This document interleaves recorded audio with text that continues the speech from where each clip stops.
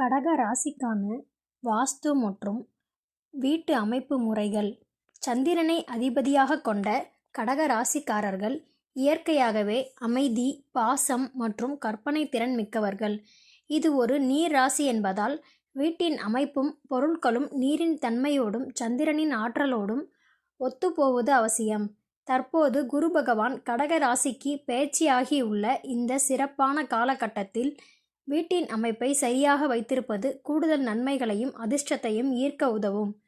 வீட்டின் அடிப்படை ஆற்றல் மையங்கள். சாதகமான திசைகள் வடக்கு மற்றும் வடமேற்கு.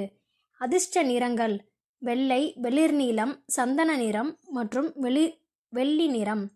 ஆதிக்கம் செலுத்தும் கிரகம் சந்திரன். வீட்டில் வைக்க வேண்டிய பொருட்கள் மற்றும் இடங்கள். எந்தெந்த பொருட்கள் எங்கு வைத்தால் கடக ராசிக்காரர்களுக்கு சிறப்பான பலன்கள் கிடைக்கும். பொருள் வைக்க வேண்டிய திசை, இடம், கிடைக்கும் பலன்கள். நீர்வீழ்ச்சி அமைப்பு மீன் தொட்டி. வடகிழக்கு ஈசானிய மூலை. நீர் ராசியான கடகத்திற்கு மிகவும் ஏற்றது.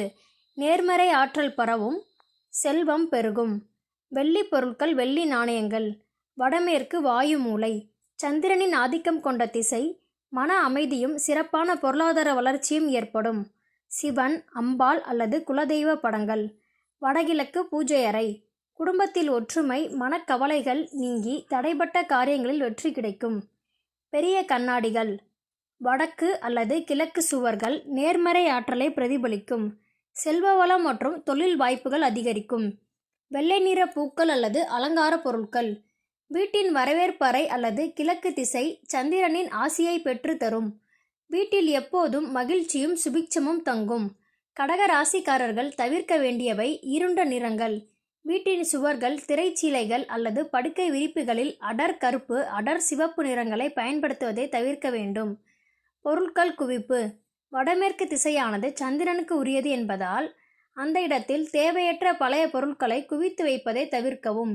உடைந்த பொருட்கள். உடைந்த கண்ணாடிகள், விரிசல் விட்ட பாத்திரங்கள் அல்லது ஓடாத கடிகாரங்களை வீட்டில் வைத்திருக்க கூடாது. உறங்கும் திசை. படுக்கை அறையில் வடக்கு திசையில் தலை வைத்து தூங்குவதை கண்டிப்பாக தவிர்க்க வேண்டும். தெற்கு அல்லது கிழக்கு திசையில் தலை வைத்து தூங்குவது உத்தமம்.